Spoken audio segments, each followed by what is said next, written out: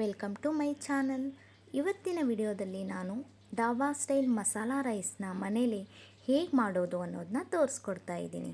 ಇದನ್ನ ತುಂಬ ಕಡಿಮೆ ಸಮಯದಲ್ಲಿ ಈಸಿ ಮೆಥಡಲ್ಲಿ ಟೇಸ್ಟಿಯಾದಂತಹ ಮಸಾಲ ರೈಸ್ನ ನಾವು ಮನೆಯಲ್ಲೇ ಆರಾಮಾಗಿ ಮಾಡ್ಕೋಬೋದು. ನಿಮ್ಮ ಮನೆಗೆ ಯಾರಾದರೂ ನೆಂಟರು ಬಂದಾಗ ಸಡನ್ನಾಗಿ ಏನು ಮಾಡಬೇಕು ಅಂದಾಗ ಈ ಮಸಾಲ ರೈಸ್ನ ಖಂಡಿತ ಟ್ರೈ ಮಾಡಿ. ತುಂಬ ಬೇಗ ಆಗುತ್ತೆ, ತುಂಬ ಟೇಸ್ಟ್ ಆಗುತ್ತೆ ಮತ್ತು ತುಂಬ ಈಸಿ ಮೆಥಡಲ್ಲಿ ನಾವು ಮಾಡ್ಕೋಬೋದು. ಹಾಗಿದ್ರೆ ಬನ್ನಿ ಈ ಮಸಾಲ ರೈಸ್ನ ಹೇಗೆ ಮಾಡೋದು ಅಂತ ನೋಡೋಣ. ಇಲ್ಲಿ ನಾನೊಂದು ಬಾಳ್ಗೆಗೆ ಎಣ್ಣೆ ಕಾಯಕ್ಕಿಟ್ಟಿದ್ದೆ. ಒಂದು 3-4 ಸ್ಪೂನಷ್ಟು ಎಣ್ಣೆನ ಹಾಕಿದ್ದೀನಿ. ಈ ಎಣ್ಣೆಗೆ ಸ್ವಲ್ಪ ಸಾಸಿವೆ, ಸ್ವಲ್ಪ ಜೀರಿಗೆ, ಸ್ವಲ್ಪ ಕಡಲೆ ಬೀಜನ ಹಾಕಿ ಫ್ರೈ ಮಾಡ್ತಾ ಇದ್ದೀನಿ. ಕಡಲೆ ಬೀಜ ಈ ಮಸಾಲ ರೈಸ್ಗೆ ಬೇಕೇ ಬೇಕು, ಇದು ಮೇನ್ ಅಂತಲೇ ಹೇಳ್ಬೋದು. ಎಲ್ಲನೂ ಫ್ರೈ ಮಾಡ್ಕೊಂಡಾದಮೇಲೆ ಸ್ವಲ್ಪ ನಾನಿಲ್ಲಿ ಕರಿಬೇವನ್ನ ಸೇರಿಸ್ತಾ ಇದ್ದೀನಿ. ಹಾಗೆ ಹಸಿಮೆಣ್ಸಿಕಾಯಿ 2-3 ಹಸಿಮೆಣ್ಸಿಕಾಯಿನ ಉದ್ದಾಗಿ ಕಟ್ ಮಾಡಿ ಸೇರಿಸ್ತಾ ಇದ್ದೀನಿ. ಹಾಗೆ ಒಂದು ಈರುಳ್ಳಿನ ಚಿಕ್ಕದಾಗಿ ಹೆಚ್ಚಿಬಿಟ್ಟು ಹಾಕ್ತಾ ಇದ್ದೀನಿ. ಈಗ ಇದೆಲ್ಲನೂ ಒಂದು ಸಾರಿ ಮಿಕ್ಸ್ ಮಾಡಿ ಫ್ರೈ ಮಾಡಬೇಕು. ನೋಡಿ, ಈ ಥರ ಎಲ್ಲನೂ ಮಿಕ್ಸ್ ಮಾಡಿ ಸ್ವಲ್ಪ ಈರುಳ್ಳಿ ಫ್ರೈ ಆಗಬೇಕು. ಯಾರೆಲ್ಲ ನನ್ನ ಚಾನಲ್ನ ನೋಡ್ತಾ ಇದ್ದೀರಾ, ನನ್ನ ಚಾನಲ್ನ ಸಬ್ಸ್ಕ್ರೈಬ್ ಮಾಡ್ಕೊಂಡು ನೋಡಿ. ನೀವು ಸಬ್ಸ್ಕ್ರೈಬ್ ಮಾಡ್ಕೊಂಡು ನೋಡೋದ್ರಿಂದ ನನಗೂ ಹೊಸ ವಿಡಿಯೋನ ಮಾಡೋಕ್ಕೆ ಒಂದು ಸ್ಫೂರ್ತಿ ಸಿಕ್ಕಂಗಾಗುತ್ತೆ. ನಿಮ್ಮೆಲ್ಲರ ಸಪೋರ್ಟು ನನಗೆ ತುಂಬಾ ಮುಖ್ಯ. ಹಾಗಾಗಿ ಯಾರೆಲ್ಲ ನನ್ನ ವಿಡಿಯೋನ ನೋಡ್ತಾ ಇದ್ದೀರಾ ಸಬ್ಸ್ಕ್ರೈಬ್ ಮಾಡ್ಕೊಂಡು ನೋಡಿ. ಹಾಗೆ ವಿಡಿಯೋ ಇಷ್ಟ ಆದರೆ ನಿಮ್ಮ ಫ್ರೆಂಡ್ಸ್ಗೆ, ಫ್ಯಾಮಿಲಿ ಮೆಂಬರ್ಸ್ಗೆ ಈ ವಿಡಿಯೋನ ಶೇರ್ ಮಾಡಿ. ನೋಡಿ, ಇವಾಗ ಈರುಳ್ಳಿ ಕೂಡ ಸ್ವಲ್ಪ ಫ್ರೈ ಆಗಿದೆ. ಇದಕ್ಕೆ ಇವಾಗ ಒಂದು ಟೊಮೆಟೊ, ಚಿಕ್ಕದಾಗಿ ಹೆಚ್ಚಿರೋ ಒಂದು ಟೊಮೆಟೊನ ಸೇರಿಸ್ಕೊತಾ ಇದ್ದೀನಿ. ಇದನ್ನು ಇವಾಗ ಚೆನ್ನಾಗಿ ಮಿಕ್ಸ್ ಮಾಡಿ ಸ್ವಲ್ಪ ಫ್ರೈ ಆಗೋಕ್ಕೆ ಬಿಡೋಣ. ಈ ಟೊಮೆಟೊನೂ ಕೂಡ ಎಣ್ಣೆಯಲ್ಲಿ ಸ್ವಲ್ಪ ಫ್ರೈ ಆಗಬೇಕು. ನೋಡಿ, ಇದು ಸ್ವಲ್ಪ ಫ್ರೈ ಆಗಕ್ಕೆ ಬಿಟ್ಟಿದೆ. ಇವಾಗ ಫ್ರೈ ಆಗ್ತಾ ಇದೆ ಅಂದಾಗ ನಾವಿಲ್ಲಿ ಮಸಾಲೆಗಳನ್ನು ಸೇರಿಸ್ಕೋಬೇಕು. ಮಸಾಲೆ ಪೌಡ್ರ್ ಏನಿರುತ್ತೆ ಅದನ್ನ ಸೇರಿಸ್ತಾ ಇದ್ದೀನಿ. ರುಚಿಗೆ ತಕ್ಕಷ್ಟು ಉಪ್ಪನ್ನ ಸೇರಿಸ್ಕೋತಾ ಇದ್ದೀನಿ ಮೊದಲು. ಅದಾದ ನಂತರ ನಾನಿಲ್ಲಿ ಅರಿಶಿನ ಪುಡಿ, ಒಂದು 1/4 ಟೀ ಸ್ಪೂನಷ್ಟು ಅರಿಶಿನ ಪುಡಿ ಮತ್ತು ಅಚ್ಚ ಖಾರದ ಪುಡಿ.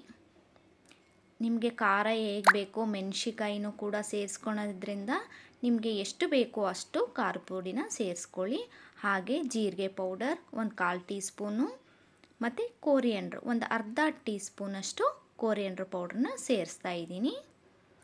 ಗರಂ ಮಸಾಲ ಒಂದು 1/4 ಟೀ ಸ್ಪೂನ್ ಆದರೆ ಸಾಕು. ಗರಂ ಮಸಾಲ ಜಾಸ್ತಿ ಆದರೆ ಮಸಾಲೆ ಸ್ಮೆಲ್ ಜಾಸ್ತಿ ಆಗುತ್ತೆ, ಹಾಗಾಗಿ ಚೆನ್ನಾಗಿರೋಲ್ಲ ತಿನ್ನೋಕ್ಕೆ ಕೂಡ. ಅದಕ್ಕೆ ಒಂದು 1/4 ಟೀ ಸ್ಪೂನ್ ಗರಂ ಮಸಾಲ, ಹಾಗೆ ಒಂದು ಅರ್ಧ ಟೀ ಸ್ಪೂನಷ್ಟು ನಾನಿಲ್ಲಿ ಚಿಕನ್ ಮಸಾಲಾನ ಸೇರಿಸಿದ್ದೀನಿ. ಇದು ತುಂಬ ಟೇಸ್ಟ್ ಕೊಡುತ್ತೆ, ಹಾಗಾಗಿ ನಾನಿಲ್ಲಿ ಚಿಕನ್ ಮಸಾಲಾನ ಸೇರಿಸಿದ್ದೀನಿ. ನಿಮ್ಗೆ ಬೇಡ ಅಂದರೆ ಇದನ್ನ ಸ್ಕಿಪ್ ಮಾಡ್ಕೋಬೋದು. ಇದೆಲ್ಲನೂ ಹಾಕಿದ ಮೇಲೆ ಒಂದು ಸರಿ ಚೆನ್ನಾಗಿ ಈ ಥರ ಮಿಕ್ಸ್ ಮಾಡಿ, ಎಲ್ಲ ಮಸಾಲೆ ಪೌಡ್ರು ಎಣ್ಣೆಲಿ ಇನ್ನೊಂದು ಸ್ವಲ್ಪ ಚೆನ್ನಾಗಿ ಫ್ರೈ ಆಗಬೇಕು. ಹಾಗಾಗಿ ಇವಾಗ ಮಸಾಲೆ ಪೌಡ್ರ್ ಎಣ್ಣೆಲಿ ಫ್ರೈ ಆಗೋಕ್ಕೆ ಬಿಟ್ಬಿಡೋಣ.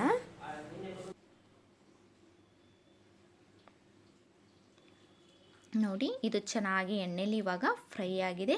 ಇವಾಗ ಗ್ಯಾಸ್ ಆಫ್ ಮಾಡಿಬಿಟ್ಟು ನಾನಿಲ್ಲಿ ರೈಸ್ನ ಆರಕ್ಕಿಟ್ಟಿದ್ದೆ. ಅಂದರೆ ಬಿಸಿ ರೈಸ್ಗೆ ಒಗ್ಗರಣೆ ಸೇರಿಸಿದಾಗ ಅದು ಮೆತ್ತಗಾಗಿಬಿಡುತ್ತೆ. ಹಾಗಾಗಿ ನಾನು ಸ್ವಲ್ಪ ರೈಸ್ನ ಈ ಥರ ಒಂದು ಬುಟ್ಟೆಯಲ್ಲಿ ಆರಕ್ಕಿಟ್ಟಿದ್ದೆ. ತಣ್ಣಗಾದ ನಂತರ ಈ ಒಗ್ಗರಣೆ ಸೇರಿಸೋದ್ರಿಂದ ಉದುರಾಗಿ ಚೆನ್ನಾಗಿ ಬರುತ್ತೆ ಮಸಾಲೆ ರೈಸ್ ಅನ್ನೋಕ್ಕೋಸ್ಕರ ನಾನಿಲ್ಲಿ ತಣ್ಣಗಾಗಕ್ಕಿಟ್ಟಿದ್ದೆ. ರೈಸ್ ಕೂಡ ತಣ್ಣಗಾಗಿತ್ತು, ಹಾಗಾಗಿ ಇಲ್ಲಿ ನಾನು ಒಗ್ಗರಣೆನ ಇದಕ್ಕೆ ಸೇರಿಸ್ಕೋತಾ ಇದ್ದೀನಿ.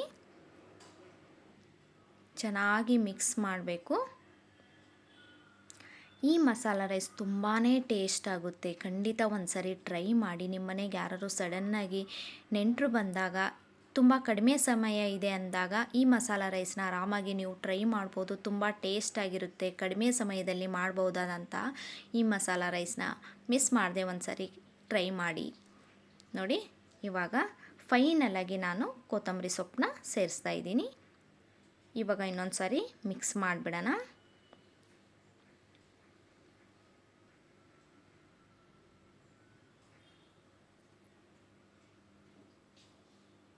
ಈ ಮಸಾಲ ರೈಸ್ನ ಇವಾಗ ನಾನು ಒಂದು ಪ್ಲೇಟಿಗೆ ಸರ್ವ್ ಮಾಡಿ ತೋರಿಸ್ತೀನಿ.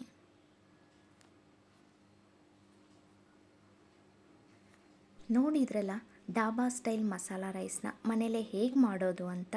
ತುಂಬ ಈಸಿ ಮೆಥಡಲ್ಲಿ, ತುಂಬ ಕಡಿಮೆ ಸಮಯದಲ್ಲಿ ಈ ಮಸಾಲ ರೈಸ್ನ ನಾವು ಮನೇಲಿ ಆರಾಮಾಗಿ ಮಾಡ್ಕೋಬೋದು. ನೋಡಿ, ಈ ಪ್ಲೇಟ್ಗೆ ನಾನಿಲ್ಲಿ ಈರುಳ್ಳಿ, ನಿಂಬೆಹಣ್ಣು ಮತ್ತು ಉಪ್ಪು ಹಚ್ಚಿ ನಾನಿಲ್ಲಿ ಮೆಣಸಿಕಾಯಿನ ಫ್ರೈ ಮಾಡಿದ್ದೆ. ಅದು ಇದ್ರ ಜೊತೆಗೆ ತುಂಬಾ ಟೇಸ್ಟ್ ಕೊಡುತ್ತೆ. ಈರುಳ್ಳಿ ಆಗಿರ್ಬೋದು, ನಿಂಬೆಹಣ್ಣು ಆಗಿರ್ಬೋದು, ಮತ್ತು ಉಪ್ಪು ಹಾಕಿ ಫ್ರೈ ಮಾಡಿರೋಂಥ ಮೆಣಸಿಕಾಯಿ ಆಗಿರ್ಬೋದು. ಖಂಡಿತ ನೀವು ಒಂದು ಸರಿ ಟ್ರೈ ಮಾಡಿ, ತುಂಬ ಇಷ್ಟಪಡ್ತೀರಾ. ಹಾಗೆ ಹೇಗೆ ಬಂತು ಅಂತ ಕಮೆಂಟ್ ಮಾಡಿ ತಿಳಿಸಿ.